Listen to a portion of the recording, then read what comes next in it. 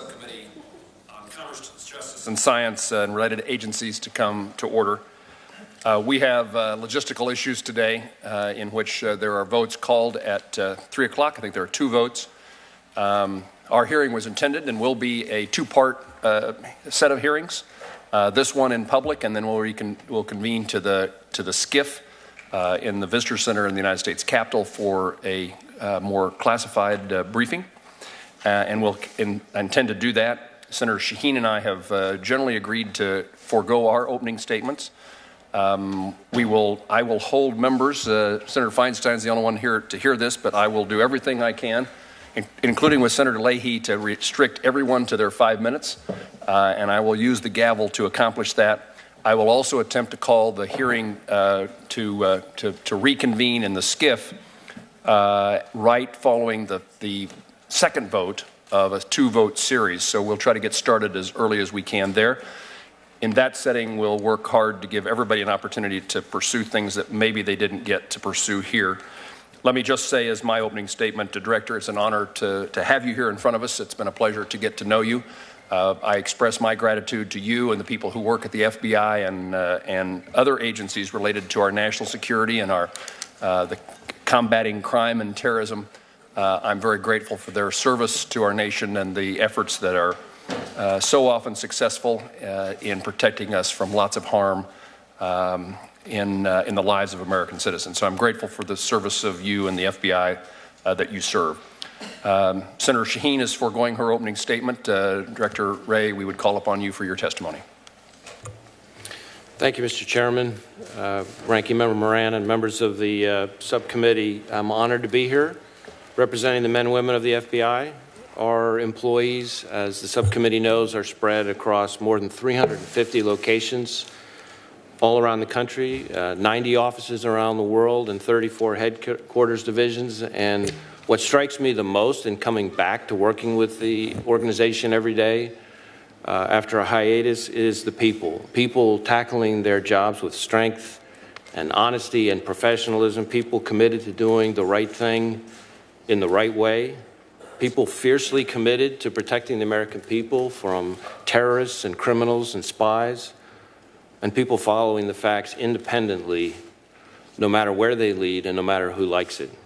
Our people, nearly 37,000 of them, are the heart of the FBI. And through their sense of duty and commitment, our employees embody our core values and our motto of fidelity, bravery, and integrity. So I want to thank you for the funding you've provided us in 2018. Without it, we wouldn't be able to do all that great work. In the interests of the committee's time, I've shortened what I was going to say here at the beginning, included a lot more details about our budget request in my written statement for the record. Also happy to address questions about our budget here today, in addition to questions about the threats we face and the FBI's critical capabilities. This committee has always been tremendously supportive of the Bureau and giving us the resources we need, and I look forward to discussing how we can maintain our capabilities through the resource investments provided by the fiscal year 18 budget as enacted and how we can build on that momentum going forward. In particular, I hope to be able to discuss the threats we face and the FBI's critical capabilities. We have a lot of things on our plate, and some of the key priorities obviously are counterterrorism, counterintelligence, cyber threats, transnational organized crime, violent crime, the opioid epidemic, and child predators, and that's just, kind of at the top of the list. The threats are of grave importance to our security. We want the American people to be able to focus on just living their lives while we focus on keeping them safe. I'm incredibly proud of the FBI's work, but we can't afford to be complacent. We've got to keep pace with technology in all those areas that I listed and seek out new innovative solutions for the problems we face, because if we don't do that, our adversaries aren't going to wait around on us, and we've got to keep pace with them. And we can't do any of that without your support and without the resources that you provide. And as always, we're committed to being good stewards of those funds. Thank you for having me here today, and look forward to answering your questions. Thank you, Director. I will begin with my round of questioning, and I'll try to do so very briefly as well. I had intended to ask much more budget-oriented questions before I got to this one, but I do want to highlight the importance to me in an effort that our subcommittee in Commerce, I chair a subcommittee in Commerce that is responsible for Olympic and amateur sports through the Ted Stevens Olympic and Amateur Sports Act. Senator Feinstein from California has been hugely engaged in this issue, but our subcommittee is looking at the issue of the perspective of what happened to gymnasts in particular, but Olympian sports figures as a result of sexual abuse. And in our investigation, we've collected thousands of documents and have had 2 hearings. And one of the things, Director, that I wanted to ask you is that there is, let me read this so I get it correct. There are current and former athletes who've come forward with accusations of abuse by individuals associated with their sport. And Michigan State's response to claims of sexual abuse indicate that that those indications were such that the FBI had been notified. As you would know, Dr. Larry Nasser has been convicted and is serving prison time. But the follow-up to that has been that the various entities who received reports of this abuse had an indication from the FBI not to say anything, and that the FBI had been notified. I know that you have commenced an investigation, an internal investigation of what transpired, but the answers to these questions are important to us as we pursue additional hearings in the near future. And so, Director, I would appreciate anything that you can tell me about whether or not reports of abuse of athletes were made to the FBI, and if the FBI would have encouraged or insisted that the people making those reports say nothing to anyone else. Mr. Chairman, as we've discussed, obviously I think what happened to those women is horrific, and I'm gratified that Dr. Nasser is being held accountable and will be spending the rest of his life in prison.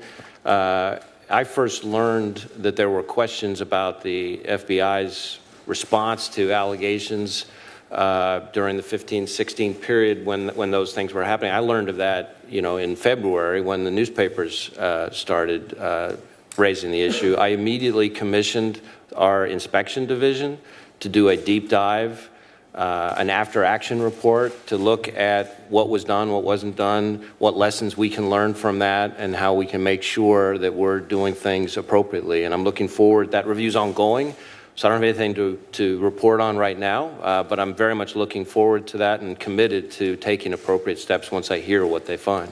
I look forward to following that report's completion, having a full understanding of what transpired, because it will have consequences for others involved that we're investigating. Let me just ask a general question.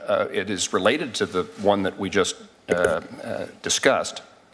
I'm of the view that the appropriations process needs to work. We need to march 12 appropriation bills across the Senate floor, across the House floor, and be considered by a president. Obviously, the appropriations process is about spending money and priorities, which we look forward to hearing more from you about, but it's also about oversight. I want this subcommittee to be in a position in which we pursue whether or not taxpayer dollars are wisely spent. And I just would ask you at this point, tell me your view about congressional oversight. What do you expect to be the relationship between our subcommittee and other congressional committees in regard to the FBI? And what's its responsibility to Congress? Mr. Chairman, this is an important topic to me. We respect very much the importance of traditional congressional oversight. We welcome the tough questions given our responsibilities, and we're committed to being as responsive as we can to appropriate questions and requests. Of course, we're also committed to being faithful to our oath to protect the American people and uphold the Constitution, and all of us in the intelligence community understand that to include, as it always has, protection of sources and methods. And I will tell you that, as anybody in the intelligence community knows, human sources in particular, who put themselves at great risk to work with us and with our foreign partners, have to be able to trust that we're going to protect their identities and, in many cases, their lives and the lives of their families. And the day that we can't protect human sources is the day the American people start becoming less safe. Thank you, Director. Let me now turn to the ranking member, Senator Shaheen. Thank you, Mr. Chairman. Nice to have you here, Director Wray. I want to follow up on Senator Moran's question about the investigation into USA Gymnastics and Larry Nassar, and applaud his efforts as head of the Commerce Subcommittee that's looking at this. You may not know the answer, but if you don't, I hope you will see if you can find out and include that in information provided to the committee. But when FBI agents interviewed individuals who had alleged abuse by Nassar, do you know if there were victim specialists, or in the case of minors, adolescent victim specialists there for those interviews? Senator, I don't know the answer to that question. I do know that our Office of Victim Assistance, we call it, is an incredibly important function for us, and in particular to deal with victims exactly like these folks. They're stretched very, very thinly, but the reason we call them the Office of Victim Assistance is because they're designed to help victims. It's not just to make them possible witnesses. I hope your investigation will examine that and make sure that if the appropriate people weren't there, that it will reflect that, and so that we have that information for the future. Also, do you commit to sharing the results of the internal review with this committee? I'd be happy to make sure that we're providing the committee all appropriate information about that review. At the moment, I don't know yet what they're going to find, Sure. Of course, but this is an important topic to me. There's nothing more important, no category of victims more important than the most vulnerable populations, which includes our kids. Absolutely, and I think the question is not just is Larry Nassar held accountable, but are any other participants in USA Gymnastics or the U.S. Olympic Committee who knew that was going on, we need to hold them accountable too. When you and I spoke on the phone, and I appreciated your call, we talked about the elections coming up, and the intelligence community has said, a number of representatives have said that the interference that we saw in the 2016 elections there are reasons to believe that that kind of interference by the Russians in our elections will be occurring in 2018, or there will be an effort to interfere again in 2018. So can you talk about what the FBI is doing to secure our election systems?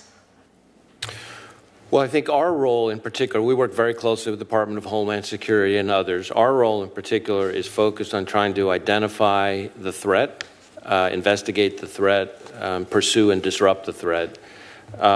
We have created, one of the first things I did after getting sworn in as director was create a foreign influence task force, which brings together our counterintelligence division, our cyber division, our criminal division, and even our counterterrorism division, believe it or not, with the idea of having a single, consolidated, coordinated effort that makes this issue a priority. And we work with our colleagues at DHS, we work with our foreign partners because, of course, they have concerns about efforts to interfere or influence, I should say, their elections. And so we're kind of actively working with a particular focus on 2018 and then ultimately, 2020. Well, I'm really pleased to hear that, and I look forward to hearing more details about that in our closed session, because I think this is not a partisan issue. This is an issue about a foreign government's effort to undermine our system of government and ultimately our way of life in America. So whatever the FBI can do to address that, I think is very important. On May 6th, the New Yorker ran what I thought was a very troubling story about an Israeli private intelligence firm called Black Cube. The firm apparently is accused of performing an undercover campaign to discredit Obama administration officials who have been proponents of the 2015 Iran nuclear deal. The firm has also been accused of being used by Harvey Weinstein to gather intelligence on his victims to stop the publication of sexual misconduct allegations against him. What's the FBI's role in investigating this kind of organization that is trying to undermine U.S. citizens? Well, Senator, of course, I can't Right. comment on or even confirm the existence of any specific investigation, but what I can tell you is that we look at these things kind of through two lenses. There's both a criminal lens and a counterintelligence lens. On the counterintelligence lens, we would, anytime a firm that might be working on behalf of a foreign power, for example, we would want to be approaching whether or not there are counterintelligence implications from that end of it. Likewise, though, on the criminal side, we will be looking at any kind of firm that might be engaged in any violation of federal criminal law, and there's many of those, as you can imagine. Thank you. My time is up. I apologize for leaving to go to another hearing, but look forward to seeing you in the closed session. Senator Sheen, thank you for your questioning in regard to the athletes, and I appreciate your leadership in this regard. I know how seriously you take it. Senator Langford is next recognized, and we're going to hold you to the time limit as best as I can. I'll take it from there. Thank you, Mr. Chairman. Director, good to see you again. Over the past 6 months, there have been numerous document requests back and forth with the FBI. The FBI has hired additional contractors to be able to help expedite some of that process. Can you give me an update on the request from the House and the Senate for any documents that we've requested either from the House or Senate to be able to have access to, redacted or unredacted? What's the status of those at this point? Well, Senator, as you alluded to, we actually have been dealing with quite a number of requests, right. Some of them almost unprecedented in their volume from a number of different committees. We have, in the case of one committee, for example, we've doubled the number. I doubled the number of people working on it, basically round the clock, full time, to over 50 people. So we're chugging away, making progress. A lot of the redactions, it depends on the particular committee and the particular request, but have to do with things like grand jury secrecy, where we legally have an implication, or, as I referenced with the chairman, protection of human sources and methods that go with that. Or in some cases, ongoing investigations. So we are trying our best to be responsive, but we're also trying to be responsible. Sure. Yeah. So do you have any deadlines of when there'll be all documents that are currently in request? I'm sure there's always another request coming. Well, it's rolling. I don't have numbers for you here right now, that level of specificity in this hearing, but I can tell you that every week we're cranking out documents and people are coming over to spaces that we have set aside from the Hill to review documents. So it's an ongoing process, thousands of documents being produced. Let me switch over. Department of Justice and I started a conversation about 6 years ago about trying to align the processes of FBI and ATF, because they're both doing investigations, but their processes are very different. I know you don't oversee ATF, but I've continued to be able to raise with the Department of Justice to be able to take a look at those two processes and make sure that they're good and consistent. Quite frankly, I think the FBI has a very good process to be able to go through how you conduct investigations, how you gather evidence, what you do, and there may be some things to be able to learn from ATF. Do you know if there's been an outreach from DOJ yet to FBI to be able to look at processes at FBI and to try to lay that comparison with ATF? Senator, I don't know specifically about that. I will tell you that we do work daily with ATF. They're great partners. Sure. And as you say, while I'm sure there are things they can learn from us, there are definitely things we can learn from them too. And so we're in constant contact at all levels. Great. We'll continue to be able to follow up on that. The background checks have been a constant issue about trying to raise the number of background checks and the speed of those. FBI is obviously very involved in helping with that process. Can you help us understand better what could be done better to not only up the speed, but to give your agents more time to be able to work on transnational criminal organizations and crimes against children and so many other things that you do, rather than so much time on the background check? Is there a better way to do it? I think we're all frustrated at the pace.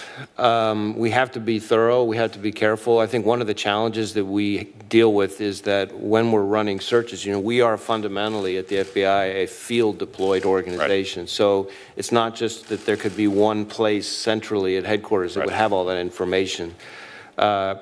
People could be more, nominees could probably be faster in getting us paperwork, because that's where we start.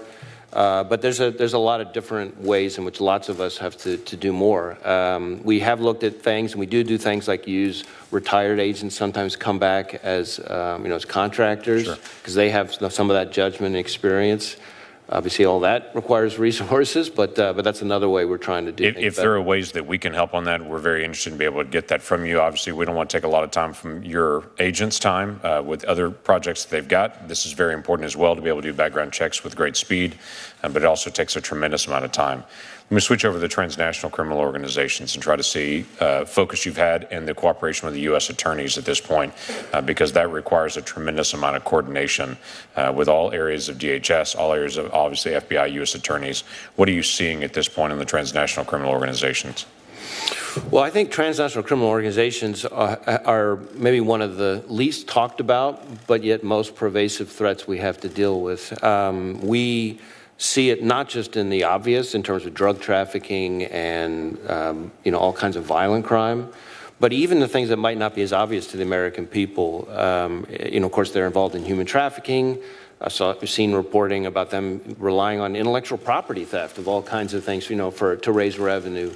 So pretty much any area of violation that the subcommittee can think about, transnational criminal organizations are in them. So we're seeing that more and more. I think one of the strengths that the FBI brings to the table over the course of its entire 110-year history is a focus on organized crime, dismantling enterprises, going after not just the people, but taking apart their infrastructure, taking away their money, all that. And so it's something that I think we're going to have to put even more focus on and kind of capture also the global cross-border dynamic. So at the end of the day, I think it comes down to technology and the cross-border dimension to it are the trends that I would most cite to you on that. We'll want you to keep your eye on the ball on that and be glad to be able to help and let us know what we can do. Thank you. The Vice Chairman of the full committee is recognized. Senator Leahy. Thank you, Mr. Chairman. Director Wray, thank you for being here today. As you know, I began my career in law enforcement, and I watched the FBI and others, and I hope you take back to the Bureau my thanks to the men and women who are working every day to uphold the integrity and the independence of the FBI. That's important to all of us. I have a number of questions for you. I'll note for the record the President's budget request reduces overall FBI funding by 5%. They request no funding for the new FBI headquarters, request a rescission of another $148 million in salaries and expenses. So I'm going to give you a question for the record of how that will impact the ability of the FBI to do its job. And frankly, I am concerned that this administration, I'd be concerned any administration, but this one especially, with the relentless politicized attacks on our nation law enforcement, because I think that can affect independence of them. There's a unifying theme to it. They attack anybody who is investigating Russia's interference with our democracy. The President has called your Bureau of disgrace. The chair of the House Intelligence Committee suggested you should be impeached, which goes beyond balderdash. It's one of the dumbest statements I've heard any member of Congress of either party ever say, and I've heard a few in both parties. Now, you've been the director of the FBI since August. Do you believe the men and women of the FBI working on the Russian investigation are driven by anything other than a duty to the rule of law and to ensuring that anyone who attacked our democracy in 2016 is held accountable?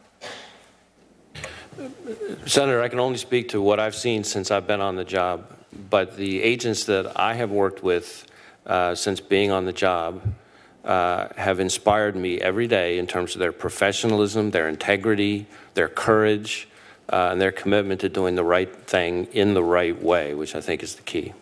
Well, you said at your confirmation hearing that the Russian investigation was not a witch hunt. You've been there now 10 months. You're far more immersed in the details of the FBI. Is that still your opinion? Yes. Thank you. Now, you also recently testified you were deeply concerned about allowing the Chinese cell phone company ZTE to operate within the United States because of the potential for espionage. The company also violated sanctions and sold technology to North Korea and Iran. and our Commerce Department had brought charges against them. But the president announced on Twitter this week as he's instructed this Commerce Department to get ZTE back in business fast so those Chinese jobs are not lost. If the president allows ZTE further access to our market and to American technology, could this place both our telecommunications networks and Americans' private data at risk? Well, Senator, in questions about the Commerce Department settlement, its remedies, penalties, I would defer to the Commerce Department. But what I can tell you is that we, the FBI, remain deeply concerned that any company beholden to foreign governments that don't share our values are not companies that we want to be gaining positions of power inside our telecommunications network. That gives them the capacity to maliciously modify or steal information, that gives them the capacity to conduct undetected espionage, that gives them the capacity to exert pressure or control.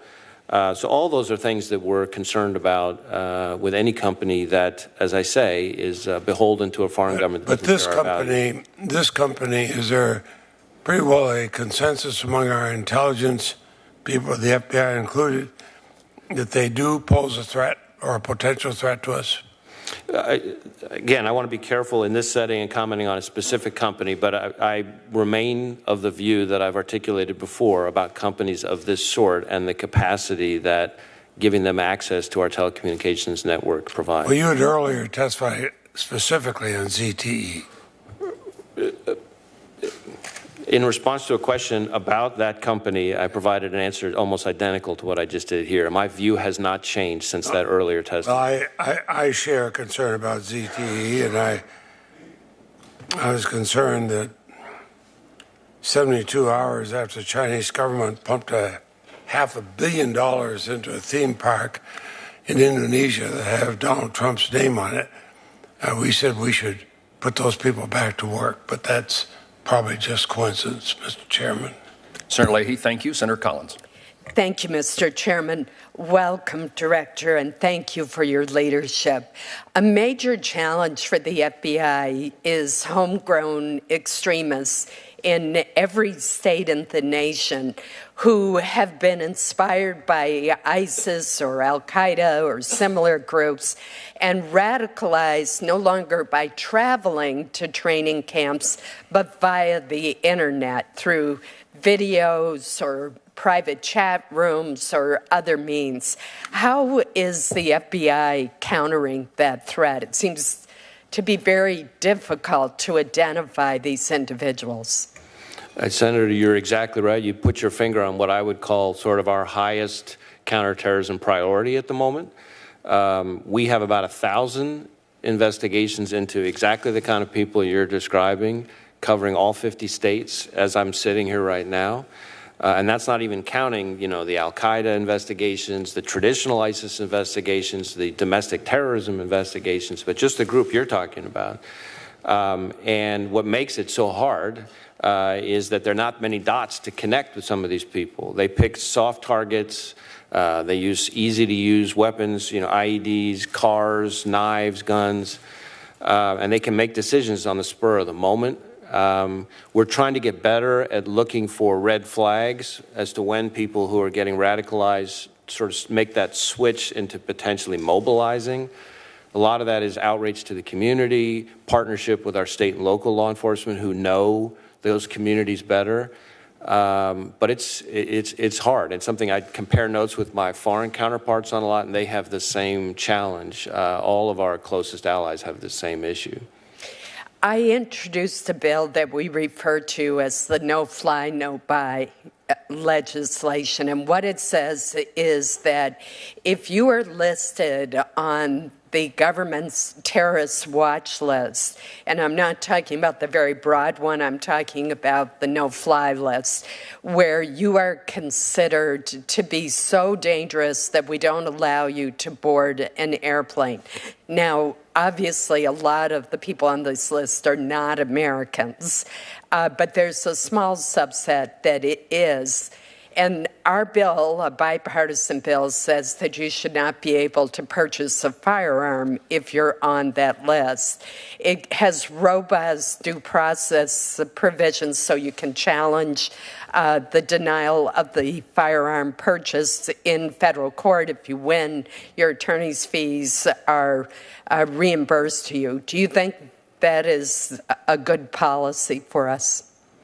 Well, I certainly, like you, want to make sure that we're keeping guns out of the wrong hands. I think I'd have to look hard at the legislation itself to have a better sense of not just legally, which I would consult with the department on, but operationally kind of what it would mean. So I'd be happy to take a closer look at the bill. Thank you. That'd be helpful. And finally, how is the FBI responding to the growing cybersecurity threat from both state and non-state actors, particularly with regard to our critical infrastructures such as the electrical grid? So we're doing a number of things. We, both on the enforcement and investigation side, but also on the outreach and communication side.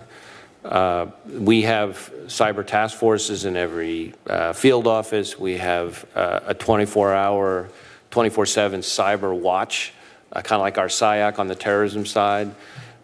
We have a number of things like that that help lead the investigations. Then on the outreach side, we try to communicate with the critical infrastructure private sector and give them threat information so that they can better prepare. And we're trying to be more forward-leaning all the time. And I talk about this when I meet with the private sector, how we can better get them timely, actionable, relevant information so that they can take the steps to harden their infrastructure. And of course, we work very closely with Department of Homeland Security on that as well. It's a mission that we try to tackle together, each of us with our own respective responsibilities. Thank you. I think that communication with the private sector in both directions is absolutely critical so that you can share threat information, malicious software, signatures, and there was a DOD study with defense contractors that did that, and people were amazed to find that they did not have the same information. So I think that can be valuable. Thank you, Mr. Chairman. Thank you, Senator Collins. The senator from California, Senator Feinstein. Mr. Chairman, Director, I wanted to ask you one question on the Larry Nassar case. Last year, the Senate Judiciary Committee held a hearing on abuse within Olympic sports. 2 survivors testified about being abused by Dr. Nassar. He's taken care of. What is troubling to me is last week, a gold medal Olympian came in and spoke to the chairman of the Judiciary Committee and myself to say that she reported abuse to a specific local office, which I will give you privately, that she had suffered abuse and nothing was done about it. She tried for a year with the FBI in that office and then gave up. So the question I have is, what has the FBI been instructed to take these complaints seriously and promptly respond to women making them? Because I'm really concerned about it. These are all young women, and they deserve an investigation.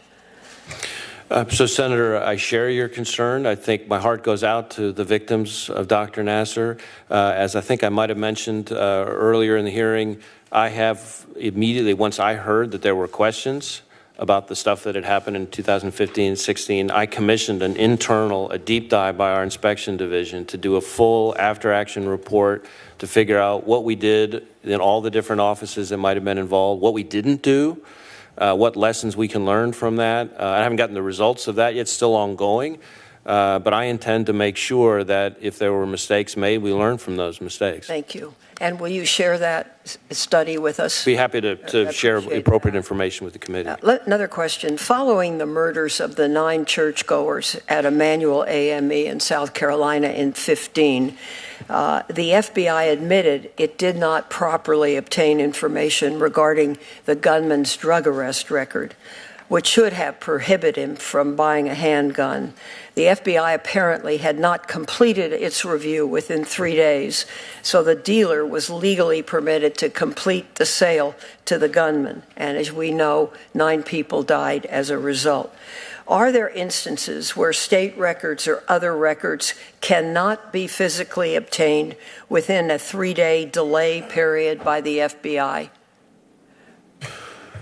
Well, I don't know if I can speak for all 50 states on that. I do know, I've actually gone out to NICS, in West Virginia and sat there and listened in on the earpieces so I can actually hear what our folks do and what it's like to actually take one of these calls.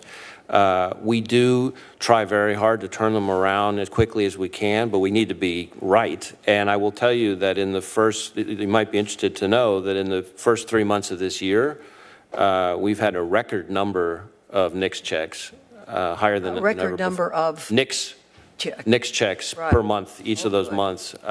So we're doing a ton of work on that. It can always get better. I do know that some states, the way they keep the records in terms of what they reflect as a disposition, for example, and a prior arrest, it doesn't necessarily fit as well in our systems, and so it takes more work to kind of drill down and understand, because depending on which it gets really obscure, but it depends on which subsection of the code as to whether it's actually a prohibitor or not and things like that. So we're always getting better. The 3-day provision should be eliminated? Well, I'd have to look at the implications of that. And just give us a recommendation one way or another. I'd be happy to tell you what I think the operational impact of that would be. Good. You say in your written testimony that domestic violent extremist movements collectively pose a steady threat of violence and economic harm to the United States. That's a quote. In 2015, the FBI reported that there were 5,850 incidents of hate crimes, and specific offenses against Muslims grew 67% from 2014. Given this tremendous increase, what is the FBI doing to increase its investigative resources related to hate crimes? Well, we have dedicated units that focus on civil rights offenses, including hate crimes. We find with some frequency that hate crimes and domestic terrorism, and I think the reference that I was making before, that you were referring to, was intended to speak about domestic terrorism, which may or may not, depending on the instance, be the same thing as a hate crime. So our JTTFs make that a principal area of focus. We have, ironically, about the same number of domestic terrorism investigations, which is about 1,000, as we do homegrown violent extremists. And that covers the waterfront, though, all the way from white supremacist investigations all the way to anarchist investigations and pretty much everything in between. Thank you. Thank you, Mr. Chairman. Thank you, Senator Feinstein. Senator from Arkansas, Senator Bozeman. Senator, I would tell you before you arrived, we are close on time. I would encourage you, if you're going to ask questions, to stay within the 5 minutes. We have Senator Coons, Senator Van Hollen, I'll do whatever you tell me to do. Senator, there's recognized. Today. Thank you very much. Thank you, Director, for being here. We really do appreciate your hard work. I know Senator Collins has already asked about it, so I'm not going to ask again about cybersecurity, how important that is, and I think all of the committee shares that thought, and anything we can do to help you in that regard, we will. One of the issues that you, in your testimony that you touched on was child exploitation, and as you know, the Department of Homeland Security also, is very interested in that. Can you talk about your abilities to work together, or are you working together? We do work together on those issues. We have task forces specifically focused on child exploitation, child pornography, different kinds of sexual crimes focused on children. I think Homeland Security makes a great partner on that. We also work, and both of us rely very heavily on state and local law enforcement because it requires that too. And then there's also a role, I think, for victim services, because these are unusually difficult cases, just given the nature of the victim population. We have something called Innocence Lost, which is an initiative of ours that's driven, it's intelligence driven, it's kind of focused on trying to make sure we have the maximum impact. And of course, the role of cyber, as you mentioned in your other topic, becomes inextricably intertwined with that. I'd also like to ask a little bit about NICS in the sense we have Arkansans that, for one reason or another, maybe they've got similar names or, you know, whatever, have wound up in a situation where they've been denied and then want to appeal. The backlog of that is great right now. Can you talk to us a little bit about how you're trying to address that? Well, certainly the resource constraints that we have at NICS are significant. As I mentioned, we have a record number of checks the first 3 months of this year. We try very hard to make sure that we don't have delays, you know, within the time period allowed.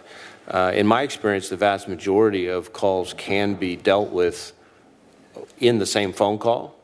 And as I mentioned, I wanted to kind of see what it's like to be out there in person. So I actually went out to West Virginia and sat in the call center, put earphones on and actually listened to an operator doing a few of these. And some of them, you know, that can be green lighted right there on the call. Some of them can be denied right there on the call. And then a lot of them require a little more work, which I think usually can be done within the time period allowed. Very good. Well, that would be a nice place to go visit. Maybe we'll get an opportunity to do that. And I yield back in an effort to accommodate my colleagues. Thank you. Scraping Chairman, however briefly, Senator Van Hollen. Thank you, Senator Collins. Director Wray, thanks for being here, and thank you to the men and women of the FBI for helping protect our country. And you say in your testimony that it's important that the FBI have a new headquarters. You talk about the current condition of the J. Edgar Hoover building. And I must say, for those of us who've been following this process for many years, we've gotten whiplash when it comes to the FBI building.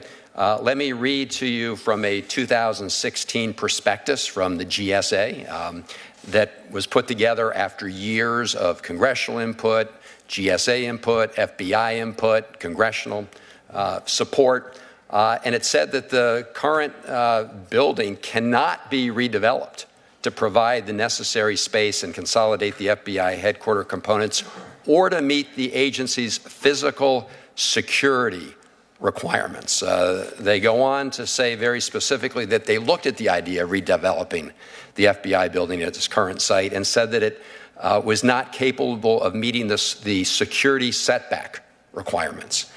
As you know, other major security facilities, the CIA, NSA, Cyber Command, they're in campus settings with these large setbacks. Don't those large setbacks provide extra enhanced security to the people who work in those places? Well, Senator, obviously security is extremely important to not just to our folks, but to me, since I'd have to work in the building. The proposal that we've got on the table right now would allow us to get to a level 5 security, much like our partners, say New Scotland Yard and various others around the world who function like us. So we're comfortable that putting in place a new building, not renovating the old one, but a brand new building in that space allows us to be able to kind of do both things, which is to take advantage of the location that we need, but at the same time to provide the security. Mr. Director, with all respect, you're going to have to convince me anyway that the reasons why the FBI and the GSA have rejected their earlier assessment that developing at the current site, regardless of the configuration, would provide adequate security. And that's the same reason we have the CIA on a campus, that we have NSA on a campus. So I got to go on, but it just doesn't compute that larger setbacks don't provide more security and the security level. So the question will be, what kind of security you're willing to give up. Here's what I want to ask you. I want to go back to Senator Leahy's questions about ZTE and your earlier testimony before the Senate Intelligence Committee. I understand you maintain the same assessment today as before. Is that right? Yes. Yeah. And just to put it bluntly, what was President Trump thinking when he tweeted out what he did about putting ZTE back in business?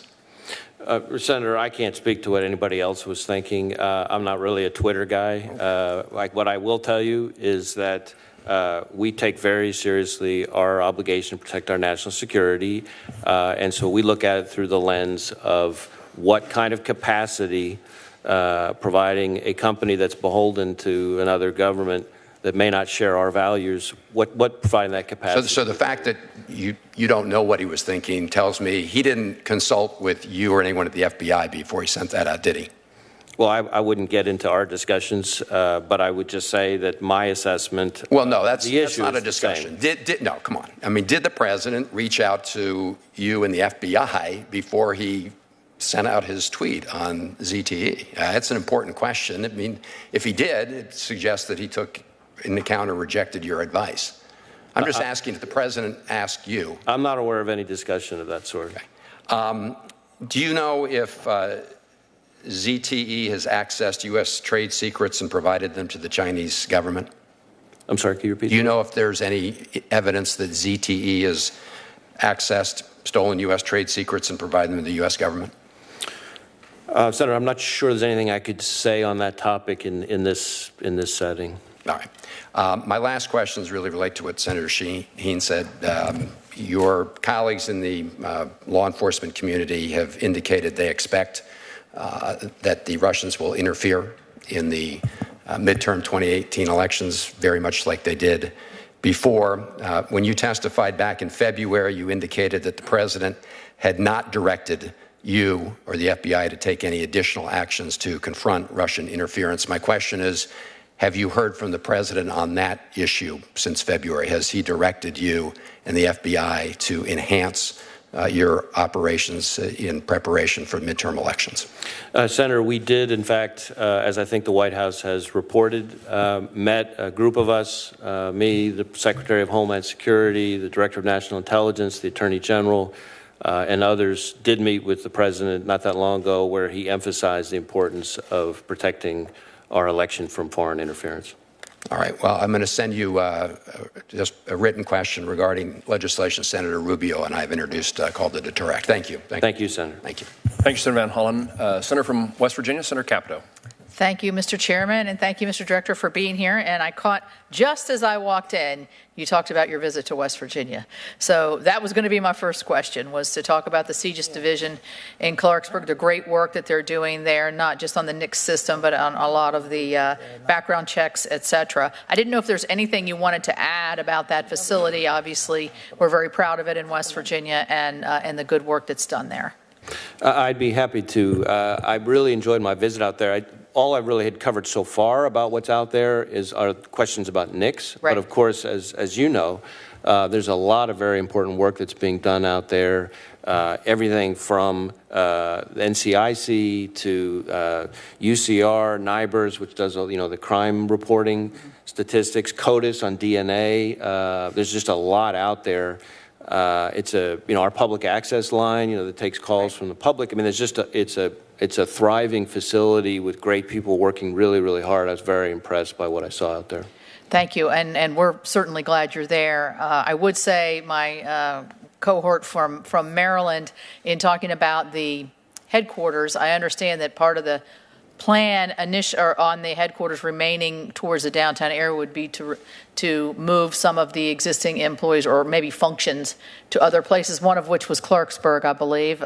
Did you have any thoughts on that? Well, for about a decade now, the FBI has been working on plans to move various functions and headcount to out of the National Capital Region, including not just Clarksburg, but Huntsville, Pocatello, Idaho on the IT side, and even Quantico. The new headquarters proposal that we have would still, though, we would significantly expand the number of people who would be in the headquarters building here, so it's a combination of things. Right. Okay. As you're aware, state and federal authorities successfully executed a wide-scale takedown operation of the Peterson drug trafficking organization in Huntington, West Virginia. It was and Detroit, as part of Operation Saigon Sunset. As a result, the officers apprehended 90 suspected drug suppliers and traffickers, 167 grams of cocaine, 760 grams of heroin, 450 grams of fentanyl, which is enough to kill 250,000 individuals. I just want to thank you and your department and the coordinating aspects of what you've done with the U.S. Attorney's Office, the local. I understand every law enforcement officer that was with any part of that area was a part of that. And I just want to know, is this typical of what the FBI is doing around the country in terms of being able to fortify those local resources to be able to catch these guys? Because literally, they're killing our people. Well, this is a huge priority for us. One of the things I've been trying very hard to do as director is not spend all my time inside the Beltway, and I've been out trying to get out. I'm determined to try to get to all 56 of our field offices by the end of this year, making good headway. And every office I go to, there's incredible work being done by the men and women of the FBI on some of the same kinds of issues you're talking about. And it never fails to give me an extra spring in my step. We couldn't do it, though, without our partners. I think that's the important piece. This is not just the FBI. It's us with DEA, ATF, HSI, state and local partners in particular. And key is that we have a lot of task force officers. We have about 500 and something task forces. That's not even counting the joint terrorism task forces. And about 4,000 task force officers, which means officers from state and local law enforcement, for example. And we, through the resources this committee provides us, we're paying their overtime, their use of vehicles, et cetera. Frankly, if you looked at the number of task force officers that we work with every day in all of our field offices, there's actually more task force officers than there are agents. And so they're a huge part of it. It's very much of a team effort, and we're grateful for their support. Well, I appreciate that. I mean, I think I stated earlier, I mean, we really couldn't do it without that leadership, without the expertise and technology and the intelligence and everything that comes along with the good men and women of the FBI. Thank you very much. Well, and we couldn't do it without the committee's support, frankly, because the threats, everywhere I go, somebody's got some idea of something the FBI should do more of. Mm-hmm. I haven't found very many people with good ideas of what the FBI should do less of yet. So we're stretched thin, but we're working hard with our partners. Well, we'll be there to support you. Thank you. Thank you, Chairman Moran. Director Wray, good to be with you. I think we've known each other about 25 years, and it is great to see you in this role, and I'm grateful for what you and the terrific men and women of federal law enforcement, and in particular the FBI, do week in and week out. Their service, their devotion to the country, to the Constitution, and to the rule of law. You are literally the federal cops on the beat, as you were just discussing with the senator from West Virginia. You play a key part in making sure that not just federal law enforcement, but federal, state, and local law enforcement is highly effective, and you keep all Americans safe regardless of their political leanings, their background, their race, religion, or creed. When you took the oath last August, you took it to protect our Constitution, not to protect any individual or any party. And I have to say, I am deeply troubled by recent baseless attacks on the FBI. Would you agree that the effectiveness of the FBI really depends on citizens, on witnesses, on juries, on state and local law enforcement, all being able to have trust in the FBI? Senator, the people you just listed off are great examples of the opinions that matter to me most and that matter to our people most. There's a lot of opinions out there about the FBI, just like there are about everybody in this room.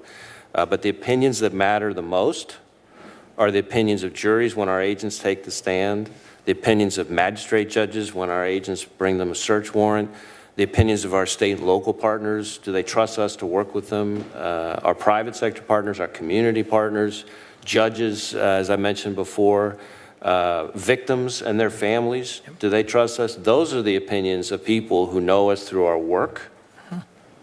And those are the opinions that matter to me and to our people. Well, I hope that you do not find the opinions of some discouraging or dispiriting. This is National Police Week. We are all in our nation's capital honoring the men and women of law enforcement across the country. But we have seen, I think, tragically, a series of public statements by President Trump suggesting that the investigation into Russian interference in the 2016 election is, quote, a witch hunt. He literally said last month, quote, you look at the corruption at the top of the FBI, It's a disgrace, close quote. Now, if this was just some stray comment, there's a wide range of opinions in our country, as you mentioned.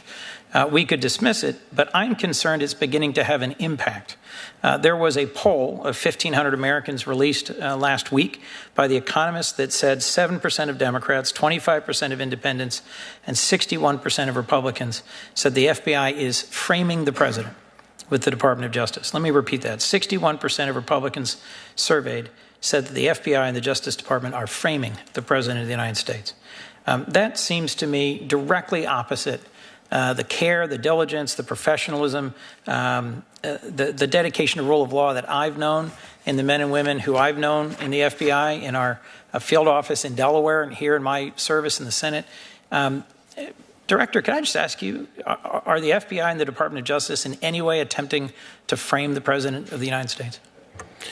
Senator, the people that I work with every day, the people that I see every day inside the FBI are committed to doing the right thing in the right way with professionalism, integrity, objectivity, and courage. And so while I recognize that there are, as I said, a lot of opinions out there, we don't focus on polls and surveys and studies. We focus on, as I said, the opinions of the people who know us through our work. And what I find when I go out and talk to people in the field, out on the front lines, our partners, the judges, the prosecutors, the victims, the feedback I get uniformly is positive and supportive.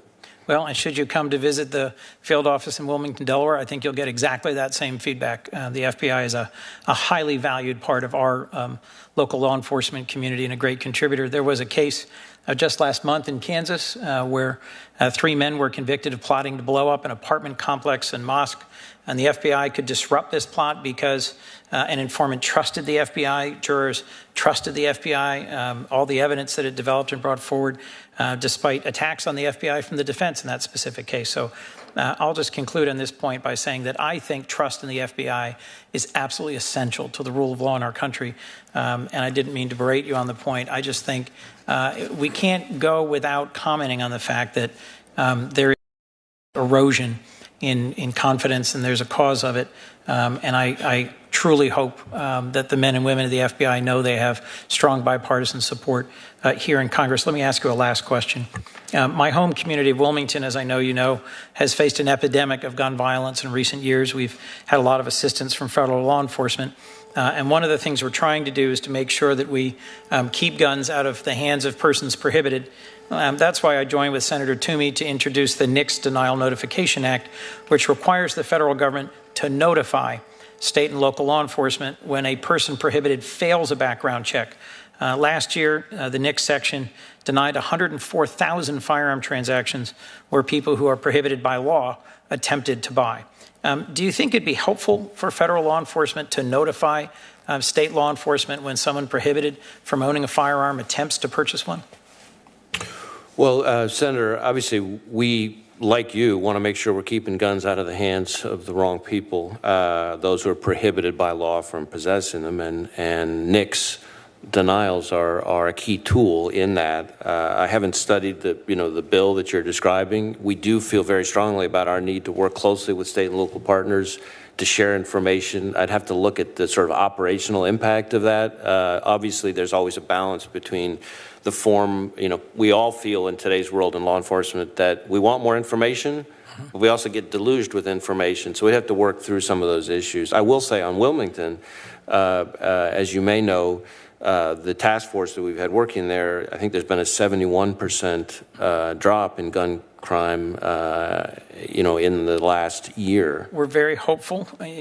Summer's just getting started. We're hoping that trend will hold. And then we had an arrest just yesterday, actually, there on a kidnapping murder charge related to one of the big gangs in Wilmington. So. You did. I'll forward you the bill. Thank you for your indulgence. Thank you very much for your service, Director. Senator from Alaska, Senator Murkowski. Thank you, Mr. Chairman. I'll be brief because I know we have a vote that has begun. Director Wray, thank you for being here. Thank you for what you do. And I want to just reassure that I join with the senator from Delaware and the senator from West Virginia. My support for the good work that the men and the women of the FBI deal with every day. I certainly have had my differences with the FBI over the years, particularly as it related to the handling of former Senator Stevens' investigation. I'm still not satisfied that the agency properly investigated the whistleblower who called attention to the misconduct in the investigation and the prosecution. But I want to make very clear, I have not lost faith in the FBI as an institution. I had an opportunity just a few months back to meet with the special agent in charge in Anchorage and his senior team to convey the point directly, to get an update from all of them, but to look them all in the eyeball and just let them know that we have great faith in the work that they do. And it is hard and it is difficult. And I worry about the morale of the men and the women for some of the same reasons that you have heard here today. And I hope that the message that you convey back to them is that we need them to do the jobs that we have tasked them to do. We respect the work that they have in front of them. And I was able to share my direct thanks. I wanted to speak just very quickly to the issue that really is front and foremost in the minds of many people in Anchorage and around the state. Our state has been dubbed the most dangerous in the country. Anchorage as one of the more dangerous cities. You don't think about that when you think about Alaska, but the homicides on a per capita basis have put us in a category of notoriety that we do not seek and we must address and we must change. We're seeing so much of this because of the drug violence that is coming with the trafficking that we're seeing. We're looking forward to what this high-intensity drug trafficking area program will bring to the area with some additional federal resourcing. So any increased attention that we're able to receive when it comes to resourcing is pretty important because we feel like we're at the end of the road there. But I would ask your senior team to look at whether Alaska is being appropriately resourced to meet the federal law enforcement needs in the state, and brief my office on the findings. And specifically to coordinate with, we've got a great U.S. attorney up there. We've got strong troopers. We need more of our troopers.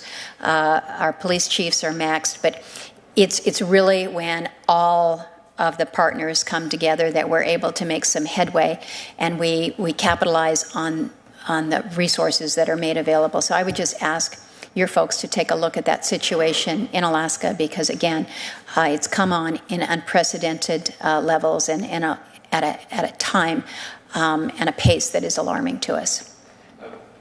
We'd be happy to take, and I'd be happy to take a closer look at it. We have a great special agent in charge up there, as you mentioned. Yeah. I do think, in general, these issues are going to be solved or mitigated through a combination of partnerships, as you alluded to, and intelligence. Partnerships, meaning how can we figure out how all the different players, the feds, FBI, the different federal agencies, state and local agencies, can somehow get their 2 plus 2 to equal more than 4. In other words, how do we get synergies between them to maximize the impact? And the HIDTA designation that you described is part of that. Mm-hmm. And then intelligence, meaning let's figure out what's really driving the problem and focus the resources on impact. I think all too often historically in law enforcement, people focus just on stats of number of arrests, et cetera, without necessarily taking that next step to figure out, are you really addressing the core driver of the problem? And each city has its own unique idiosyncrasies, and we've gotten, I think, a lot better and hopefully can bring more to the table with our intelligence analysts to try to understand better what is it that's causing that spike that you talked about in Anchorage. Good. We look forward to working with you. Thank you for your leadership. Thank you, Mr. Chairman. Senator Murkowski, thank you very much. Director, thank you very much for your testimony today to this point.